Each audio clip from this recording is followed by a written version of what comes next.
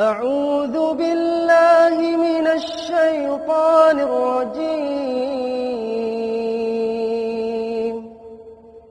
بسم الله الرحمن الرحيم.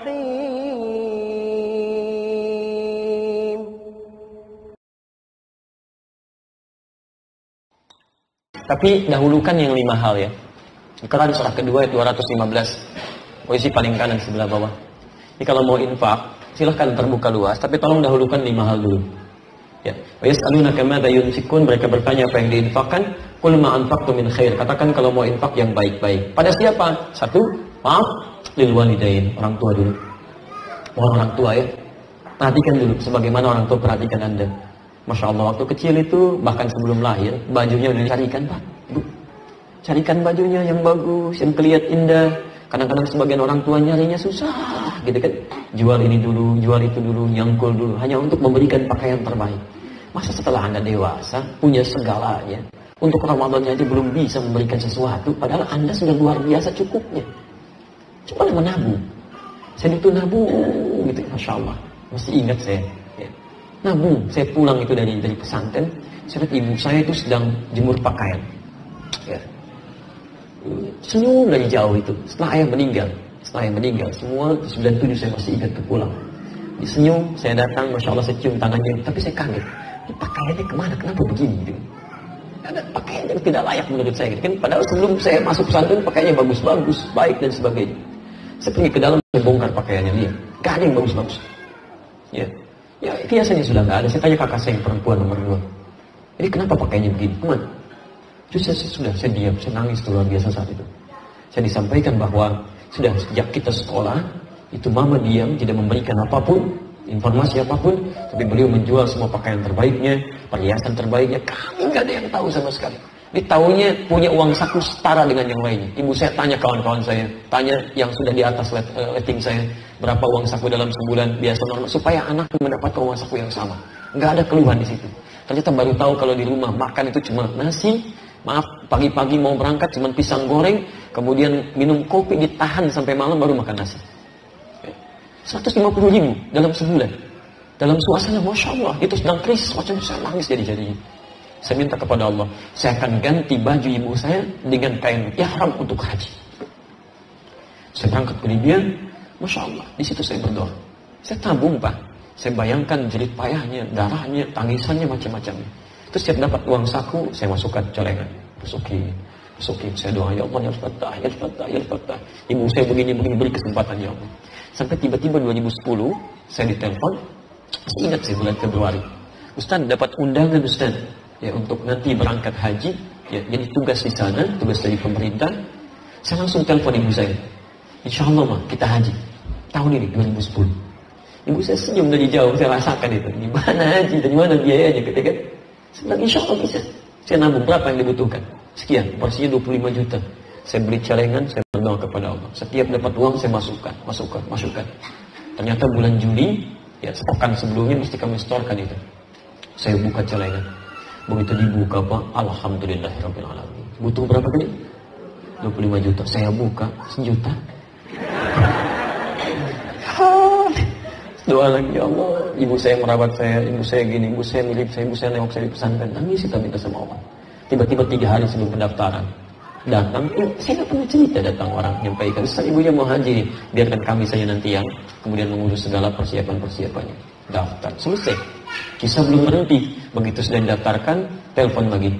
Nah, alhamdulillah sudah daftar, Masya Allah. Kapan mah? Berangkat insya Allah 2013. Saya 2010. Saya bilang berangkat insya Allah 2010. Apa jawab ibu saya? Tidak. Kalau memang Allah tetapkan 2013, Mama nggak mau ngambil hak orang lain. Saya bilang bukan ngambil hak orang lain. Mungkin nanti ada peluang-peluang orang mundur kejadian tertentu, Mama bisa masuk ke situ. Daftar aja, bismillah. Begitu daftar kita berdoa lagi. Anda tahu apa yang terjadi? Ramadan saya ingat betul. Malam ke-27. Kami sedang ada acara di kampus. Saya sedang mengisi acara, sedang seminar. Ada dekan, direktur, dan macam-macam. Tiba-tiba telepon berbunyi. Saya lihat ibu saya langsung pamit ke rektor, ke macam-macam, ke belakang masjid. Saya terima, saya nangis hari itu. Ya, saya bersyukur pada Allah. Mama bisa haji katanya. Mama bisa berangkat. Kok bisa saya bilang? Saya cek lagi ternyata tahun itu ada penambahan kuota. Ya, 1/1000, 1000/1. Jadi setiap 1000 penduduk muslim di satu negara punya data 1. Indonesia itu 220.000, yang tadinya 200.000 punya tambahan kota 20.000, termasuk ibu saya di situ. Gak ada nyogok, gak ada macam-macam, gak ada segalanya, itu bersih murni. Ya, nabung kami diberikan, belum selesai. Begitu sudah jadi mau berangkat, koper gak datang-datang. Mama gimana ini? Kopernya belum ada. Jangan-jangan masuk kota begini. Sudah bismillah, ada insya Allah. 3 hari sebelum berangkat, 2 hari baru ada koper. Lebih besar dibandingkan dengan jamaah yang lain. 30 kilo isinya. Masuk. Kemudian cek kesehatan. Orang lain udah nunggu-nunggu, beliau turun dari angkot. Begitu turun, namanya disebut duluan. Sebut duluan namanya. Datang ke situ, cek. Sehat semuanya. Anda tahu apa yang terjadi? Begitu sampai di Mekah, saya ikuti ke maktabnya. Saya lihat dari belakang. Saya nggak pernah panggil. Masya Allah, indah. Ya Allah, terkabul saya. Saya pakai baju yang Masya Allah. Saya diamkan turun dari lift. Saya lihat ya. Senang. Begitu jalan baru saya langsung tangannya. Saya katakan, labbaik Allahumma labbaik. Labbaik Allahumma labbaik. Enggak gitu. Kenapa Anda tidak melakukan yang sama? Anda bisa menabung. Jadi kalau Anda belum bisa membalas jasanya, sekaligus setidaknya doakan gitu kan. Itu indah. Dan Allah akan berikan keberkahan dalam kehidupan Anda. Allah akan berikan keberkahan.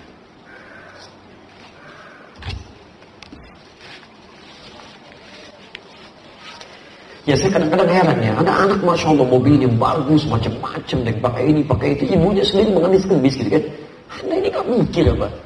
Ya itu Allah terletak pada orang tuanya. Apa Anda gak bisa berikan walau cuma doa macam-macam? Ibu Anda meninggal, Anda sedekah atas namanya. Bapak Anda wafat, sedekah atas namanya. Atas namanya silakan berikan. Beli mushaf modal 50.000, simpan di masjid. Ya, niatkan untuk orang tua Anda. Tidak harus dikasih foto, biarkan aja gitu kan. Begitu orang baca, pahala mengalir. Itu indah gitu kan. Itu Quran surah ke-46 ayat 15. Ada semua di situ. Nah, jadi ada kebaikan-kebaikan orang tua. Aqrabin, kerabat terdekat. Ya, anak paman, anak bibi, anak adik Anda dan sebagainya. Dan yataman, orang-orang miskin, masakin, ya maaf, orang yatim, masakin, orang miskin, dan yang terakhir ibnu sabil, orang yang kesulitan. Ya, orang yang kesulitan dalam bekalnya. Tidak harus dalam perjalanan ya. Ya, karena ada orang juga yang kiasnya sama, analoginya sama. Dia kesulitan bekal, tapi tidak dalam perjalanan. Jadi mau jalan pun susah. Palestina, Syria, di Irak, Afghanistan, di Rohingya. Jangankan mau jalan, di dalam aja susah dapat bekal. Itu yang kita coba maksimalkan. Itu infak. Baik, dari mana taunya infak bagian dari sedekah? Quran surah kedua ayat 264. Posisi paling tinggi sebelah bawah. Ya ayyuhalladzina amanu, hai orang-orang yang telah menyatakan dirinya beriman kepada Allah, la tubtilu shadaqatikum bil manni wal adha. Jangan pernah Anda gugurkan sedekah kebaikan-kebaikan Anda dengan perbuatan yang merusak. Apa di antaranya? Contoh sedekah yang bisa merusak, yang dirusak oleh amalan yang lain. Kalladzi yunfiqu malahu li'an-nas, seperti orang infak. Jadi di sini infak disebutkan bagian dari sedekah. Jelas ya? Jadi infak bagian dari sedekah yang pahalanya luas. Ya, tapi ada orang riya, sayang ria'an-nas, karena riya habis semua amalannya. Maka dari itu, ayo kita maksimalkan. Kalau ada titipan harta benda, silahkan gunakan untuk berinfak salah satunya, dan tidak harus dengan uang, dengan makanan. Ya. Ayo hadis-hadisnya dipraktekkan ya, cuma jangan jadi teori saja. Jika Anda memasak masakan kemudian baunya sampai ke tetangga, maka bagilah masakan itu walaupun cuma kuahnya. Kalau masak kuah. Ya kalau masak isinya bagi dengan isinya gitu kan.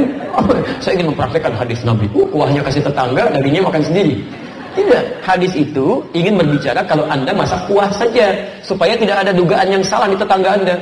Dulu tetangga kita masak opor ya, nggak bagi-bagi, padahal cuma kuah opor. Ya isinya singkong gitu kan. Jadi supaya nggak salah duga di situ. Ya bagi. Ya ayo hidupkan.